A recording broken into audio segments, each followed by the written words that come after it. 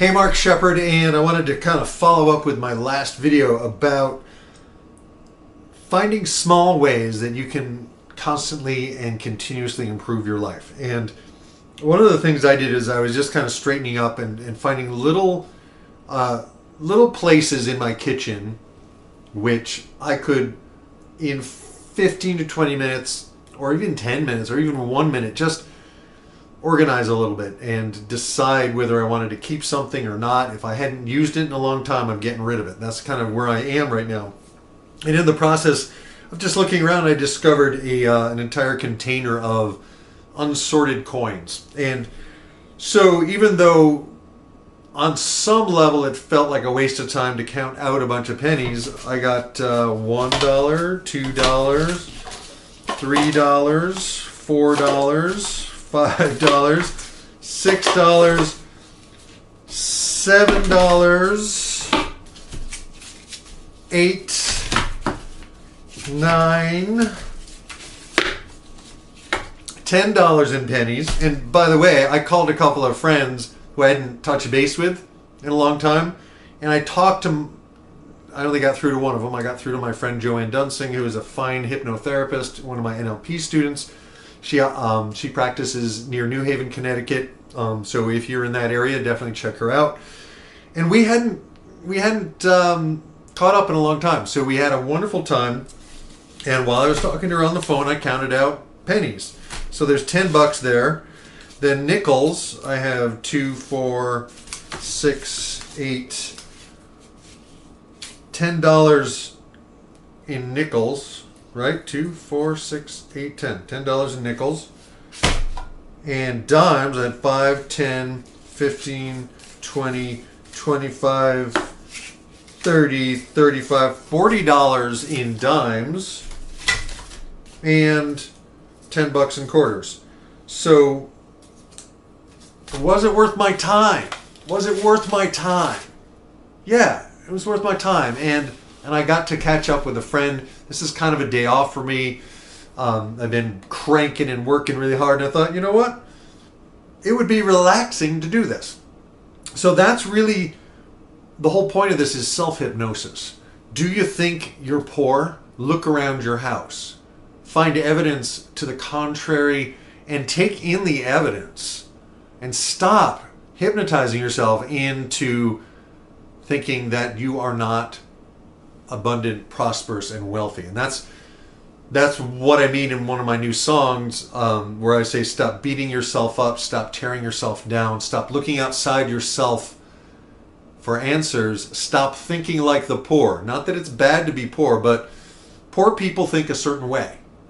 And if you think like that, you will get that. And so look around, find ways that you are abundant, find ways you are prosperous, write it down, make a note of it, do something so that you can communicate to your unconscious mind that you have more than enough.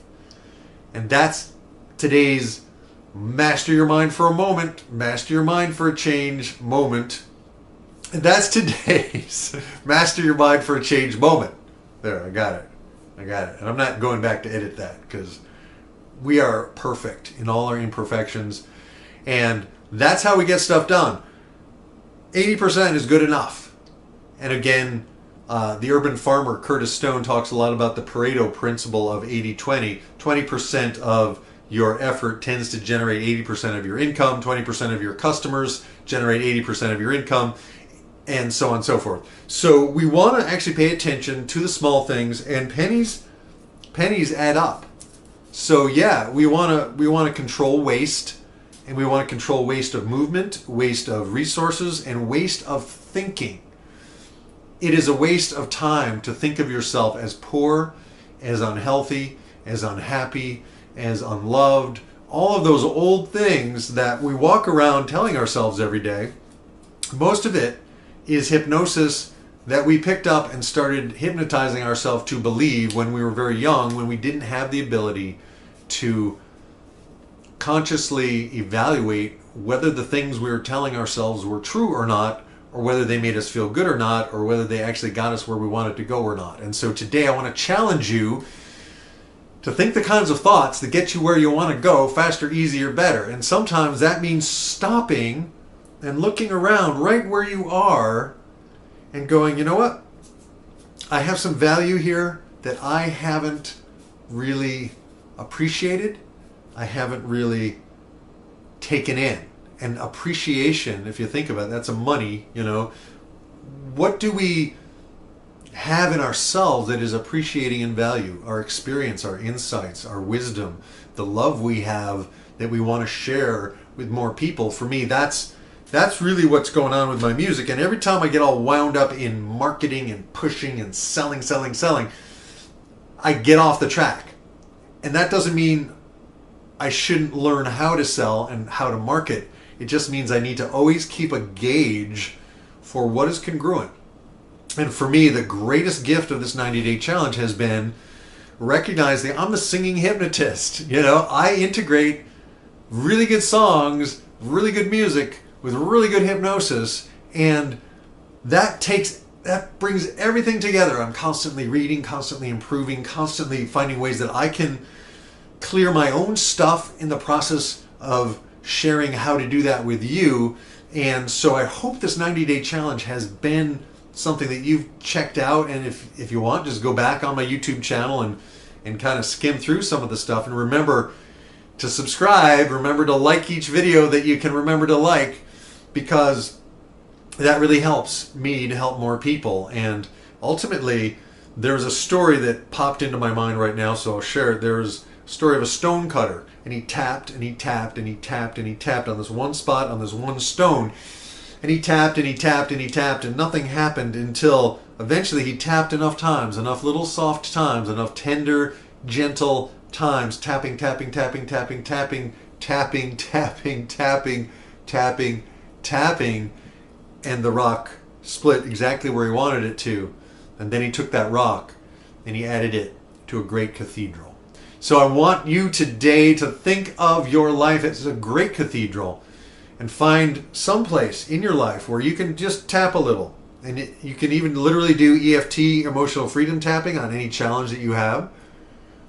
And you can check out some of my courses if you want to learn more about that and all the other tools that I have.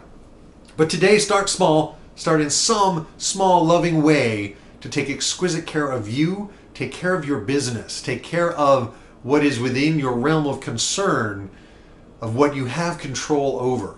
And that's an antidote to the anxiety of the news, the anxiety of the political thing, the anxiety of whatever's happening in the world. Let's get down to the small level. If you want to save the world from global warming, what can you do today in your own life to cut your emissions and to reuse, recycle, replace whatever needs to be reused, recycled, and replaced in your life, right? In the right way for you, what is congruent for you. So there's someone at my door, so I gotta go. I will talk to you next time. I'll see you on the inside. Thanks so much. Remember to like, subscribe, and share. Bye.